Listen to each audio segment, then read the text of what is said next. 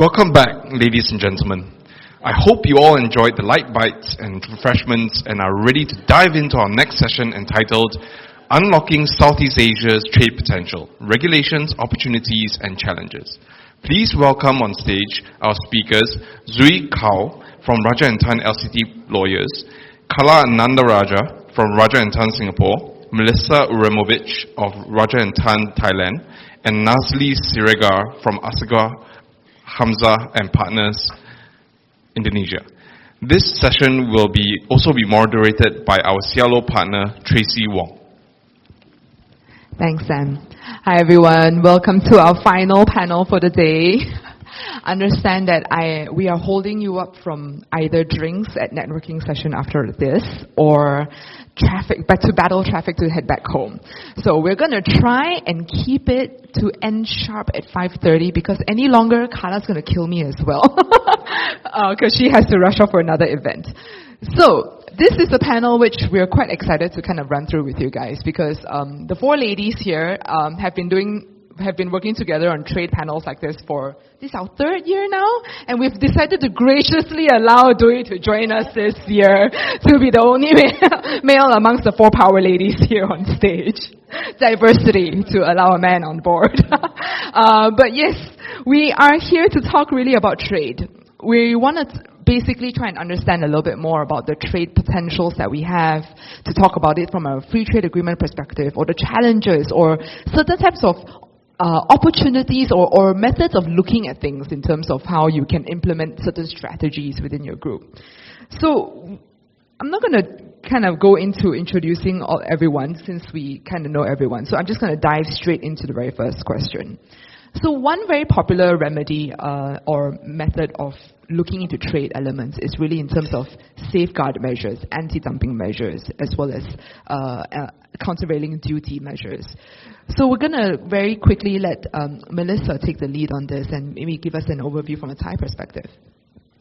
So not everyone in the room may know what trade remedies proceedings are, but basically it means that if your business is experiencing pressure from imports, you have some options that you can potentially explore, which are called trade remedies proceedings.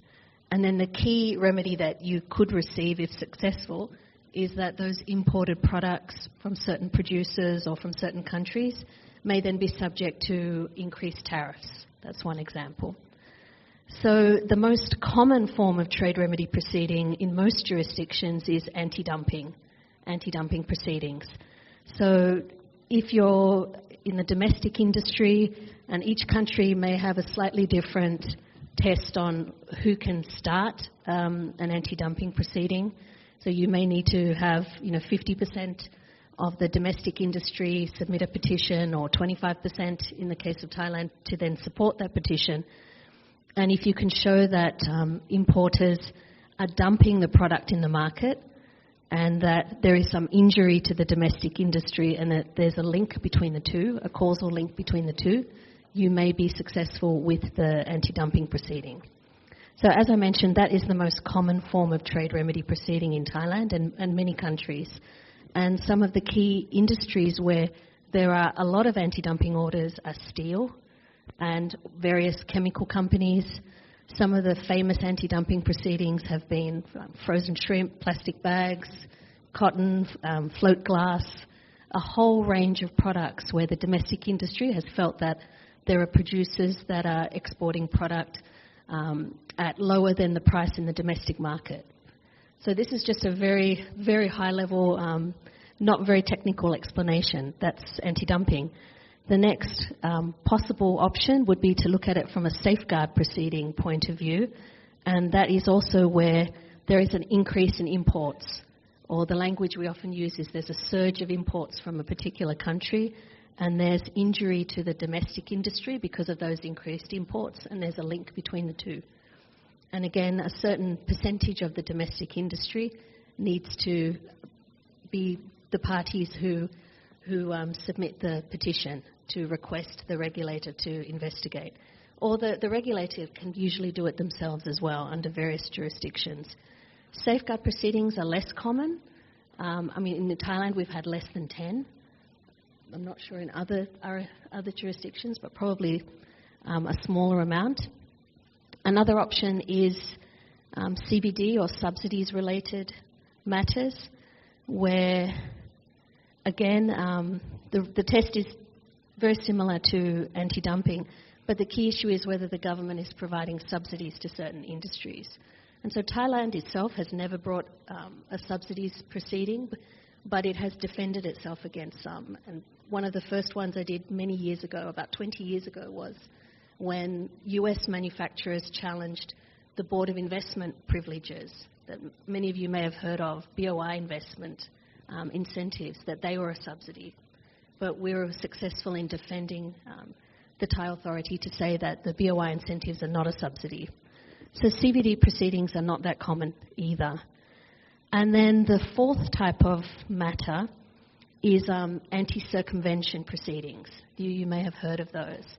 And that's where you have a concern that certain producers are importing products which are deliberately avoiding anti-dumping or countervailing duties, higher tariffs.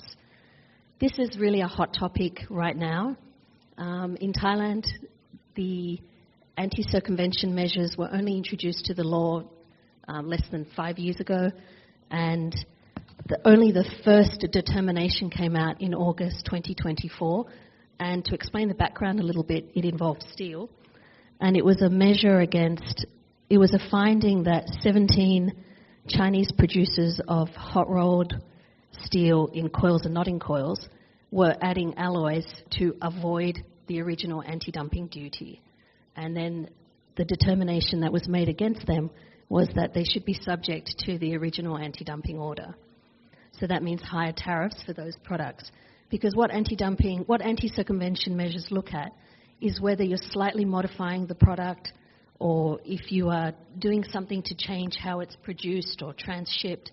I mean, there are various factors that are various conditions which have to be met, but the basic concept is you cannot avoid anti-dumping duties by slightly changing the product in order to import it without being subject to duties. And one of the well-known cases would be solar cells or some solar products, where the US brought anti-circumvention proceedings against products from various countries, including Thailand and I believe Malaysia, and one other who escapes me right now. But there was an adverse finding against most of those importers as well into the US, because it was felt that the Chinese companies were coming into Thailand, for example, and just slightly modifying the product in order to be able to export it from Thailand into the US to avoid anti-dumping duties. So I think we all know that the impact of global trade wars and anti-dumping duties on various industries has increased the likelihood that manufacturing facilities are being set up in different countries, or that there is some modification of products being made to try to avoid anti-dumping duties. But I would say that this is definitely a major growth area for all of us, and we've just had the first decision out of Thailand. So that is, a very, very quick, there's so many details I've missed, but that was just a little flavour of the trade remedies proceeding. So I hope that gives you some idea of how, if you're the domestic industry, you can look at potentials to protect yourself against imports that you believe are being dumped or that are surging and creating some injury to your domestic industry. But also, if there are any players who you feel are circumventing anti-dumping duties, that's another option for you to approach your regulator and see if they'll investigate. That was much longer than I was hoping to do that. Sorry, Tracy. No worries. Thanks, Melisa. Actually, that's a very helpful primer towards setting the tone on us understanding trade remedies. So, Ibu Nazly, I believe there have been some recent updates in this from an Indonesian perspective. You want to share a little bit on that? Thank you, Tracy, and thank you, Melisa, for your introduction. Hello, everyone. My name is Nazly. I'm from Indonesia. In order for you to give a flavor on safeguard measure in Indonesia, let me give you a story from my household. I have a nanny. She worked with us for a long time. And as in tradition in Indonesia, every Hari Raya, we give them batik. So then they can use the batik to wear on Hari Raya. Starting 5 years ago, our nanny refused to get batik from us. Why? They say, Bu, just give me the money. We are going to get batik from China, and we are going to pocket half of the money. Because batik from China costs only 30% compared to batik from Indonesia. China is Indonesia's largest exporting country, and China is also the largest importer into Indonesia. So we have love and hate relationship with China. The story that happened in my household happened every single day in Indonesia. In particular, the textile industry. The association for the last 2 years has been asking the government to extend the safeguard measures, in particular towards China, because our textile industry has been in danger. There has been more than 20 textile companies shut down, more than 10,000 got laid off. So safeguard measure is very important to protect domestic market, to protect local products, to protect everyone. Of course, for my nanny who prefer to have batik which is cheaper, so then she can get extra pocket money, it will be a bad news to them. But with 10,000 people got laid off, the government take it seriously about safeguard measure. And in August 2024, the government extended the safeguard measure for another 3 years. So those textiles imported coming from China and other countries is going to go through the same taxes and duty as usual for another 3 years. That's the story from Indonesia. Thanks so much, Ibu Nazly. Dui, how about you from Vietnam? Thanks, Tracy. Thanks everyone for very patient to until this time, right? So I think since you are classified almost as foreign exporters and companies from the Vietnamese perspective, I would share the things that you may be mindful and helpful for you. Of course, the anti-dumping or safeguard, these are all standard international remedies. Then I think the methodologies could be very similar and applicable in Vietnam as well. But the things I want to note is that once the Vietnamese government initiates the investigation, the period for investigation for a safeguard case is 12 months and could be extended to 18 months. Or for safeguard, the investigation period is 9 months and could be extended to 12 months. During this investigation period, if you are the exporters to Vietnam, you really need to consider whether you want to participate in the investigation period to provide information or not. Because that would be very helpful for you to provide your opinion, also your defense to and against the Vietnamese authority decision, because that benefit for you. In case you provide the sufficient information and good arguments, you probably defend the application of the trade remedies imposed by Vietnamese authority, not only on you, but also on all your industry. Because once the trade remedies are imposed, your own industry would be impacted, not just your company and all other companies in your country. So during that period, you should really need to consider whether you want to submit your opinions and provide your defense. And I think it's always the things that I recommend for you as a foreign traders who are going to trade in Vietnam. Thank you. Thanks very much for that, Dui.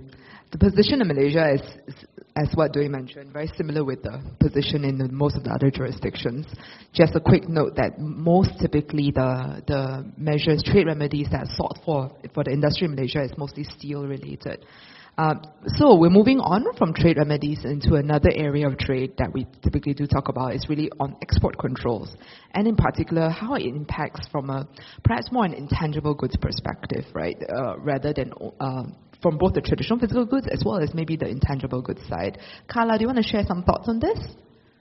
So, I was going to do a Nazly, it couldn't work. She's so proper in the way she said it. I was going to say, I'm Carla, I'm from Singapore. Anyways, not to be left out in terms of remedies for Singapore, if I may just add 30 seconds worth. We do have an anti-dumping act. So there is legislation to prohibit anti-dumping or safeguards as well. However, Singapore has moved away from basic manufacturing, and the kind of manufacturing it does, you don't really see dumping. So I've handled very minimal amount of anti-dumping case, and I think the last one was probably 15 years ago. Now, I mention it only to link it back to competition law. Anti-dumping and competition law sometimes are two sides of the same coin in a sense as well. So when you are faced with an anti-dumping case, it's always about potentially someone selling into your country at excessively low pricing as such, potentially, right? The retaliation that you decide to take, if industry gets together and says, we got to keep this guy out, or we got to price it this way so that we throw him out and we can then do what we need to do. That creates competition law issues as well. And you see that with all of your traditional commodities, and it happens often enough. So very often an anti-dumping and a competition law case comes hand in hand. Getting to export controls. Export controls is quite a big thing in Singapore. It has now become quite a big thing in Malaysia and increasingly around Southeast Asia as well. Why Southeast Asia? Because the ASEAN, the governments, the ASEAN Ministry of Trade have come together to try and ensure that they manage to implement consistent export control laws across all countries. What do I mean by export controls? It's not just about if I need to do an export, I obtain a permit. That, in most countries, it's necessary, but it goes a step further. So export control stems from, to a large extent, 9/11, 2001. I know it's 22 years ago, 23 years ago, but that really triggered export control laws across the world. And a big part of it was to really prevent terrorism. And to prevent terrorism, you needed to control the kind of goods leaving your country. So it's not imposing it on the country receiving the goods, but imposing the obligations on the country from which the goods leave. So the customs of those countries need to ensure that there's proper export control processes. The kind of goods that are caught, obviously military goods, obviously we're going to carry an AK-45, it's caught and probably banned unless certain obligations are complied with. But it could include, it does include all kinds of Wi-Fi equipment of certain sort of radio waves. It includes heavy, your photocopiers, and you have those lights that you use. I suddenly forget the name. It includes that kind of lights once you pass a certain frequency. It includes a whole range of different products which potentially has a civil use. That means we use it in our daily work. But it also can be manipulated to be used for a military purpose. So that's the key, right? And over the last, Singapore's laws kicked in 2003. Enforcement probably started 3-4 years after that. In more recent years, in the last maybe 6-7 years, the digital export has become a bigger thing. The laws have been introduced some years ago. Now, what do I mean by a digital export? You could have a software program that allows you to build something through that software. Or you could have a key, your software could be sitting in another country, but you have the key code, the number code that you require so that you can download the software. And assuming that software is, the key code or the software itself is leaving from, and I'm going to just say Singapore, it's leaving from Singapore. When I say leaving from Singapore, I'm not packing it in a box and shipping it out. I am sitting at my desktop and I press enter to send it off. That's an export. And many of us do not realize that that's an export. It's a digital export, and it can catch you.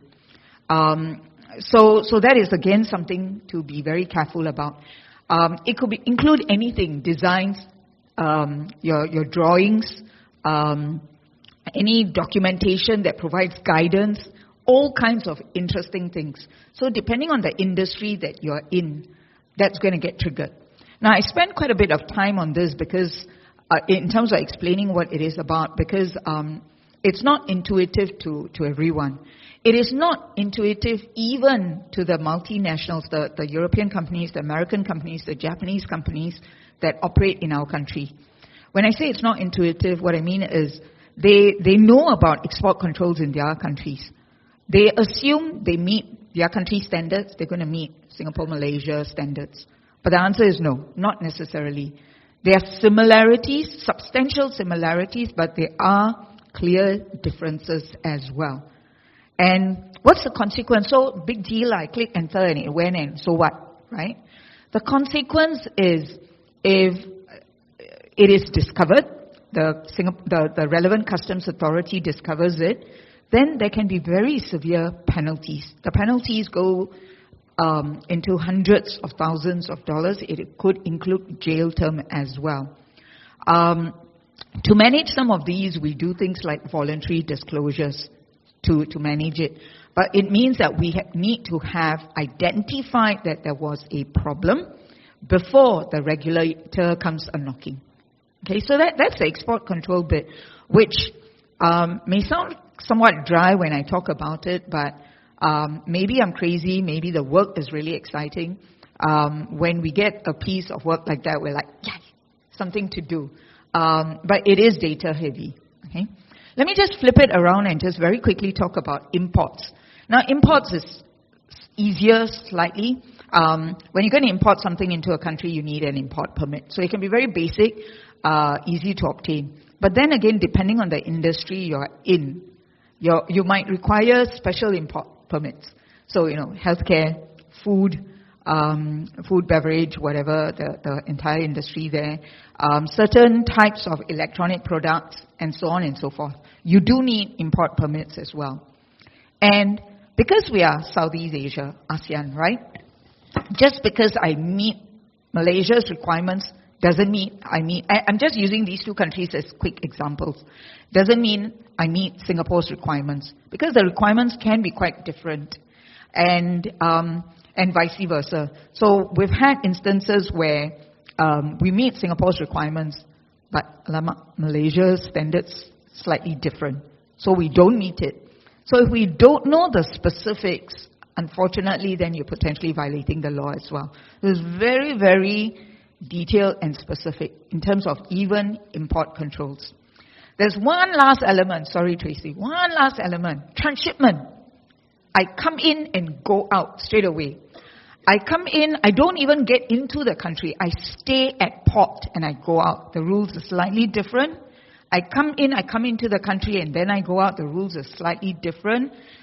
It will have the import control, export control requirements, but there are additionally a few more obligations that you need to be concerned about as well.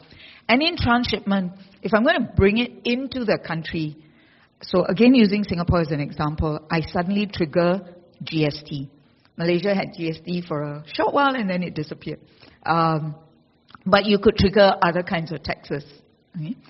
So in terms of strategizing and planning, you need to be careful about where your warehouse is, for instance.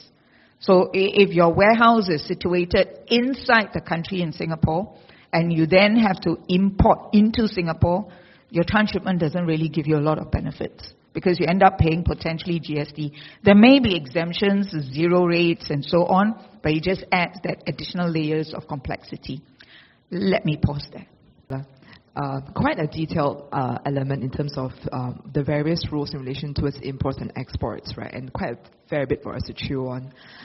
Maybe let me just break it down a little bit further as well in terms of some of these aspects. For export controls in Malaysia, just to share from a Malaysian perspective, we have your general custom side, your import permits, your export permits and things like that. Then export controls, like exactly like what Carla mentioned from a weapons of mass destruction perspective, we have our Strategic Trade Act. And a lot of people may not be very familiar with it, right? But we have your dual use items, your military use items and things like that. And really even coming down to intangible goods, intangible technology transfers. Similar to Singapore, we have that as well under the Strategic Trade Act. So if, let's say, for example, weapon plans and things like that will go out for, that will be shipped outwards, that's where it could be caught under. And on that very interesting point on transshipment, let me share something that's a little bit more unique to Malaysia. And it's a little bit of a sensitive topic, right? But in Malaysia, we have this position where we have no trades with Israel. So there is a very, very clear rule. We do not export to Israel. But what a lot of businesses do is goods still kind of need to get there somehow, some way. So then they will try to be creative and ship it to another country and then ship it on to, and then have that country then ship it on to Israel. So rule is very clear. If you read the Customs Act, you ship it to anywhere at all. If it's meant for Israel, you can't do it, right? So it's a matter of being very careful and mindful about that in terms of, is it a transshipment? Is it a full export? Full export, i.e., has the full import process been done in that third-party country, rather than you just cutting the bill of lading, right? So some things to think about from that perspective as well. Just as a quick point, I gave you the lowdown in terms of permits being required, right? I just want to share 2 or 3 very real examples. I had a client, and this is a very simplistic example, but still, I had a client who wasn't in the business of importing, exporting strategic goods, or at least they thought. They had imported super high-end photocopier machines, and that's why that example just now. And it's end of life. They wanted to send it back to home country. And so they merrily packed it and they sent it back. And lo and behold, this was the one time Singapore Customs was doing that audit. Every now and then they do an audit. So things get stopped at Customs. And Singapore Customs said, where's your strategic goods permit? And these guys didn't have it. Because it's like, it's a photocopier. Yeah, super high-end, but what's the big deal? And the thing is, they had violated the law. So you might not even be in the business of it, but if you have certain types of equipment that you're going to be moving, it could create a problem. Second thing, we're all carrying laptops in and out of countries every day, and we all don't really care. But one day, if Singapore, or if any of the customs authorities decides to stop us, they can. Because it's how powerful is your laptop, how powerful is your electronic gadgets, and so on. Are you importing something into the country, which is fine? Are you, when you're leaving the country, exporting something? What if your laptop had all the designs? You're carrying it through borders, So there are all these additional rules on hand carry. Most of us on a day-to-day basis, when we travel different countries, we just carry our laptops and go. But there's some businesses, because they are in the nature of a business which provides support services in a big way, they will ensure they're complying with the export control rules relating to hand carry as well. And that's important. And it does come up, and clients have been triggered on that front as well. Last point, in terms of import-export control. Increasingly, we are all buying things online, right? So we don't really care about import permits, export permits, and so on. But strictly speaking, when we buy something online, we are responsible for the import permit, strictly speaking. Okay? Yeah, otherwise, you're caught. You're responsible for the GST as well. I digress a second. I had a client who used to buy food from, I don't know, Korea or Japan or something. This is office colleagues. We get together, we order, and then it gets delivered, right? One day, Singapore Customs stops it and you haven't paid GST. And we're like, must pay GST. online order. But anyway, so that's another element. So coming back to the imports. So import permit, not difficult. But what if I'm exporting? What if you're a platform operating out of Singapore, and then you keep your warehouse here, and you're actually exporting things which are potentially caught by the Export Control Act? Who's liable? Is it the platform? Is it the retail shop on the platform? Don't give your answer. Think about it. Back to you, Tracy. Thanks, Carla. That links very much with what we were discussing earlier in panel 2 when we were talking about online marketplaces and the regulations, right, in terms of who's responsible. So it's certainly something for us to really think about in terms of, is it really platform job or our own individual responsibilities or the retail stores that are operating on those platforms? So moving on, in relation to Thailand specifically.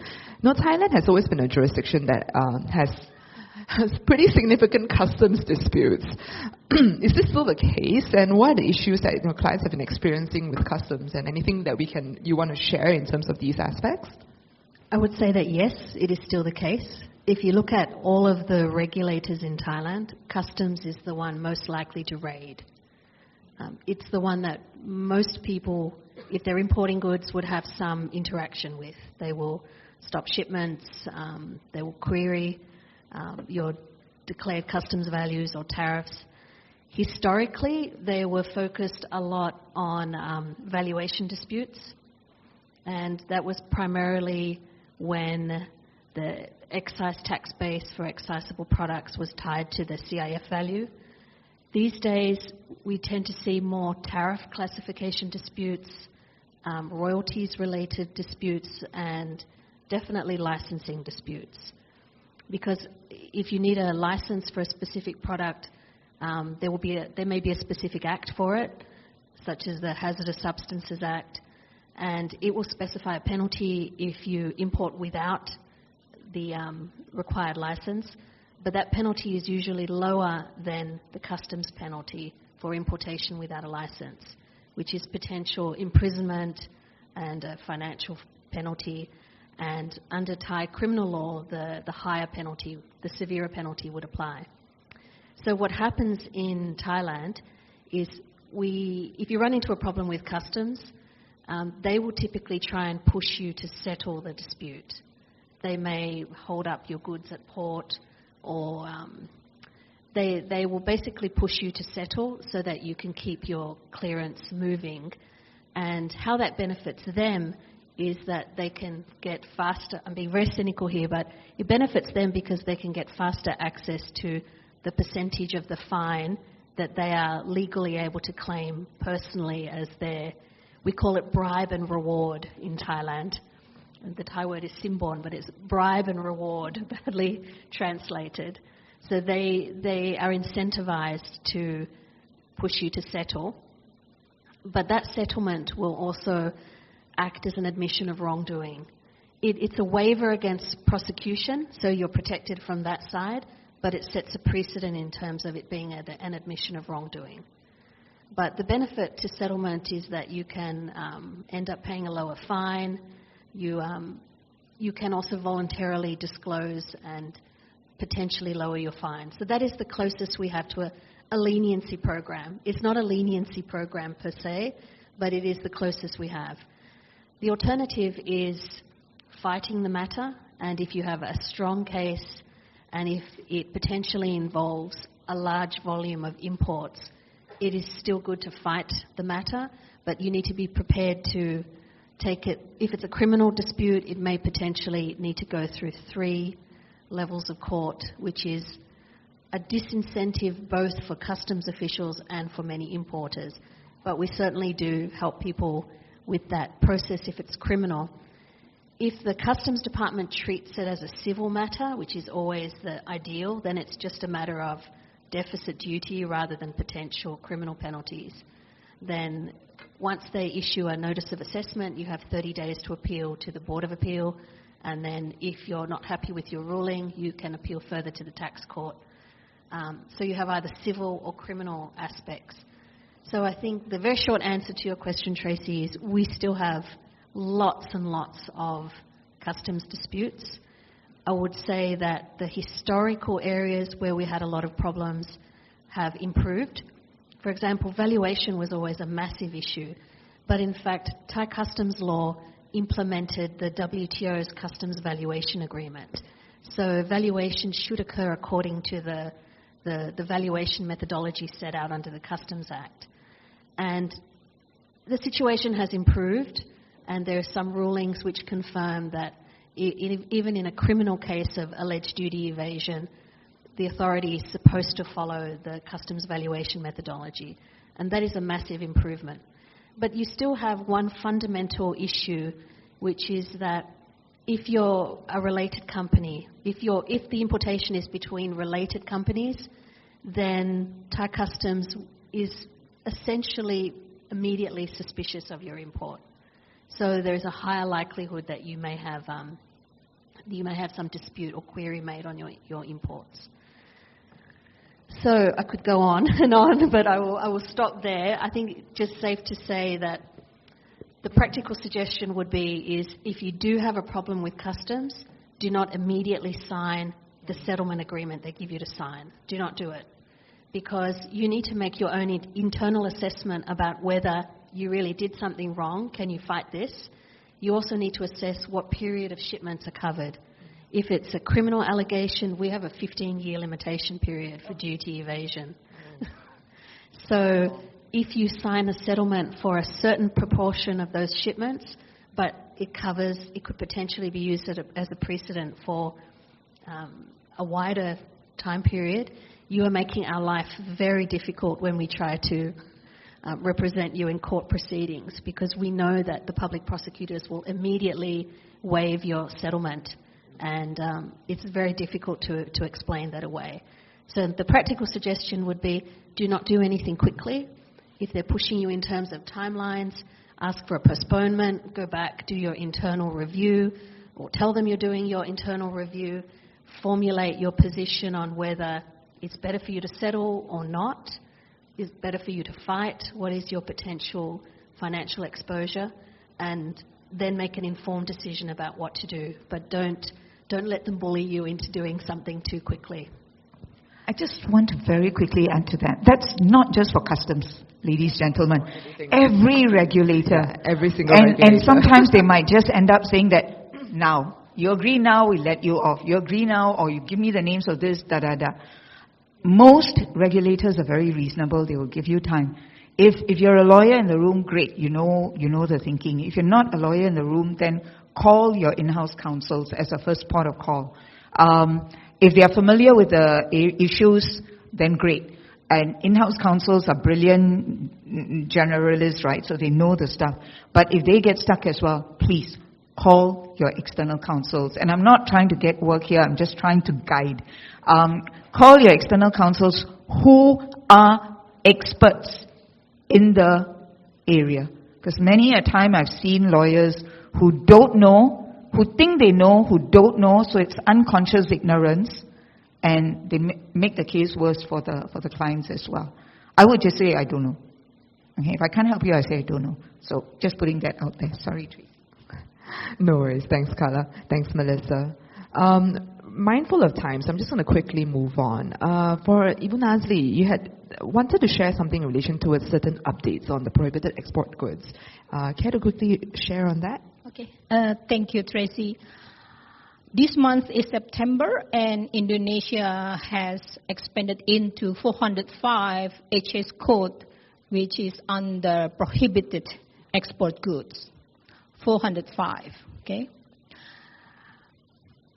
The government would like to protect the unnecessary export of natural resources. This is the psyche behind all this thing. And the last two of the prohibited goods are ocean sedimentation and kratom plant. Let's discuss about these two, which are barely new into the prohibited list. Ocean sedimentation, what is it? Anyone know? That's basically sand. Why is prohibited? Because in 2011, 2010, I don't know whether you remember, we have a huge war against Singapore. Why? Singapore is stealing Indonesian sand. Singapore is stealing our beaches. I'm not kidding. You can Google. I'm one of them. We want to link into them, become one landmass. And one of my Singapore mentor even told me, give us some. We are a tiny island. Don't be greedy. Okay? So because Singapore is so powerful, we cannot prevent it. And now, this month, there is a prohibition export goods in ocean sedimentation. So those Singapore who are trying to steal our sand once and for all, beware. Okay? The second good is Kratom plan. Has anyone know what Kratom plan is? You will get a special gift from me. What is Kratom plan? Come on, you are in Borneo. You should know. You don't know? Kratom plan, I'm trying to be politically correct. Kratom plant has been used in Indonesia as a herbal medicine. We export it to the Netherlands mostly, and the farmer in Kratom plant actually make a living, a very good living. And those farmers mostly live in Western Borneo. So now it is prohibited. Why? Because Kratom plant, as it turns out, has opium-like faculties. It's more like cannabis. And some experts say it's even worse. 7 times more powerful than morphine. So, Indonesian farmer has been exporting this type of morphine for years. Anyway, the effective date is September 29. So for those of you who are still wanting to get rich quick, you still have 2 days to get all this Kratom plan. Otherwise, you need to come to Western Borneo to get it and taste it and think if you can get hallucination the way it's advertised in Europe.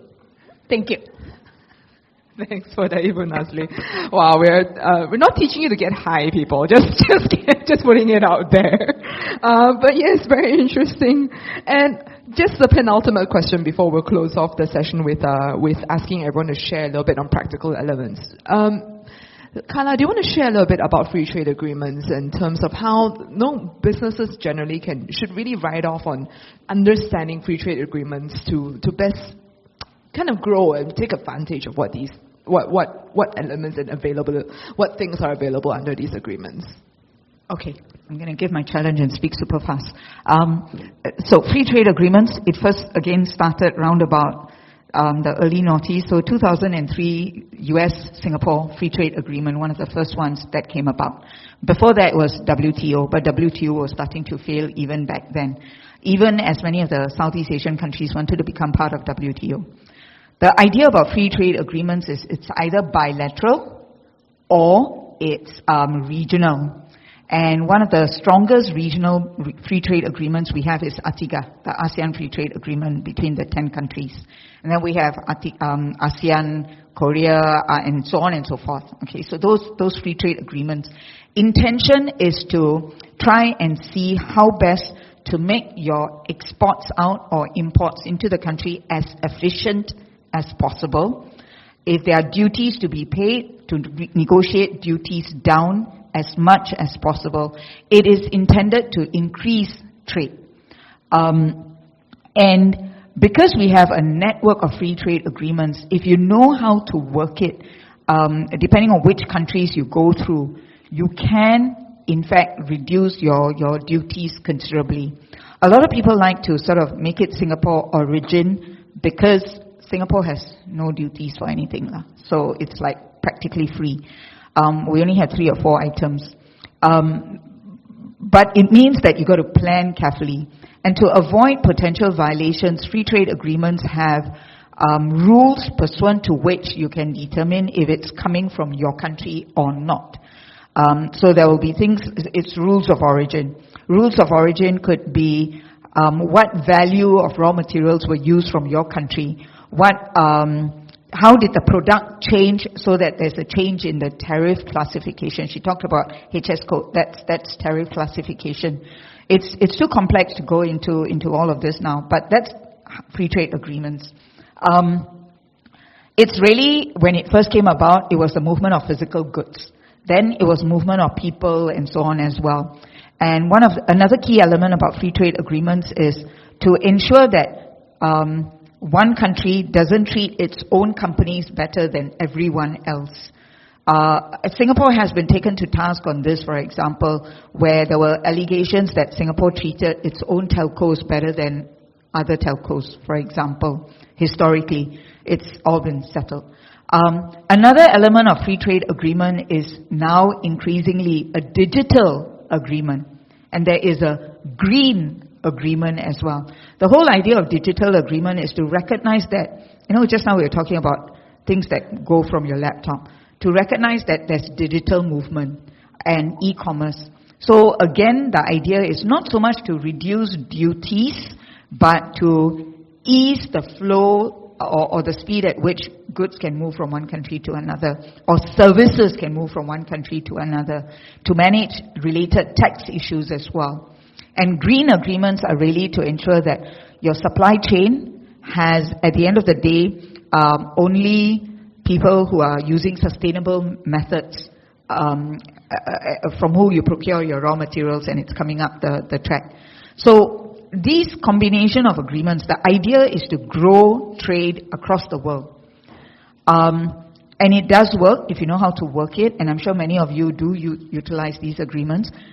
But if you don't comply with the requirements within these agreements, then you get into trouble with customs as well in different countries. And I won't go into that because of time, like Melisa talked about. One other last element I want to talk about is the green agreements. Supply chain involving no use of forced labor, involving only green methodologies, sustainable methodologies, has become so important now. If you're going to do exports with Europe, you better comply, because otherwise your goods are not going to go through to Europe. And all of that ties back to sustainable reporting and so on as well. So the network is quite large in terms of free trade agreements, DEAs, green EAs, and so on. But it's intended to be useful. I tried to talk very fast. Sorry. Thanks, everyone. So I'm mindful of the time. We're just going to ask everyone to, each panelist to very quickly wrap up the final thoughts, right, in terms of either maybe certain practical considerations from a customs or licensing permits perspective, or any key trends in the trade space that you want to highlight. So we'll just start off with Vietnam. Doi, anything you want to share? Oh, because we are running out of time, so I'm trying to think of one thing only, right? So I think trade is two sides. It's the most important, from my perspective, is which position you are, whether you are importer or you are the exporter. That will define you how you want to structure for your contracts, how you require for terms and conditions for the contracts, and also what type of things you need to be mindful of. If you are exporter, probably you don't need to care about the license requirement or permits that impose on importers. But do note that, for example, for Vietnam, we do require certain licenses for the exporter to be prepared. For example, the free trade, the free sale agreement, or free sale certificate, or the certificate of origin. So all this you need to be prepared. In case you are the importer, you need to prepare more things, and you probably need to prepare for the custom procedures. So which position you are in the trade transactions is very important for you to determine what type of thing you need to prepare for the contracts. And all it comes to the final point, how you want to negotiate for the terms and conditions for the contracts, and the price that you want to make for a contract. For example, if you see it's very burden to get through all the custom procedure, you can choose certain particular Incoterms that could bear the responsibility on the importers, and you could be excluded from the liabilities. So that's it. Yeah, thank you. Thanks very much, Doi. Very, very practical indeed. Ibu Nazly, anything else you want to add? My suggestion and advice to all my clients is, if there is new regulation in Indonesia being affected, then my quote is always, do not be the first who implement the regulation. Do not be the guinea pig. Do not be the pioneer. Don't play hero. Why? Because Indonesian regulation has been notoriously being amended over and over and over again. One of the Regulation 36 of Ministry of Trade 2023 has been amended 3 times within 5 months. Why? Because the importer and Indonesian citizen are all mad with the regulation, and they went into TikTok, YouTube, and so on, and the government surrendered. So anytime there's a new regulation, just be a sitting duck, being passive, because 99.5% it will be amended anytime soon. Yeah. Very interesting, different perspective. Nothing to add, Melisa? Okay, do not be bullied, people in Thailand. Carla, anything you want to add on to this? Yeah. If it was Singapore, it's okay to be the guinea pig. Because usually when you're the first one, the regulator is nicer to you. And generally, and because we are very pro-business, we're like, okay, we help you, we guide you, it's okay, we'll penalize the next guy. So, it's okay. Just in Thailand too. My parting words really is, I used to do a lot of director training, and the thing I say is, we cannot know everything. So my last slide will always say, don't know, check, bounce off, talk to someone. Don't know, and this goes to businesses as well. If you don't know, go to the next cubicle, check, ask. Don't know, go for a little further. Internally in your company, someone's going to know. If nobody else knows, and legal counsel also don't know, then take it out. It is important. And be this, whether it's trade, not trade, whatever. The rules are very technical. For some things, the rules are very technical. So if you don't know, you're going to violate the law. So check, double check, not sure, ask the right people at the end of the day. That's the only sort of advice I can give. And really, that's about it, everyone, that we want to share. Today, we really spent quite a bit of time towards giving a very, very initial flavor and understanding in terms of what whenever we talk about trade, export controls, customs, and these kind of things, these are the most typical issues that come to mind. But trade as a universe is actually really broad and always ties in also as what Carla gently briefed on in terms of sustainability, ESG as well, as the next new generation of things. So as the world gets more borderless and yet at the same time more inclusive and more closed up, the rules tend to get a little bit more complicated. So we hope that today's session just gave you a little bit of a flavor in terms of all the various issues that you need to think about. Clearly within our jurisdictions there are a lot of similarities but also a lot of differences. So it's something that, we hope that you can go away and maybe have a think about it. And feel free to come and speak with any of us during the networking session after this towards asking more questions. So with that, I just want to thank everyone very much for today. And I'll leave it to the MCs to close us off for the day. Thank you.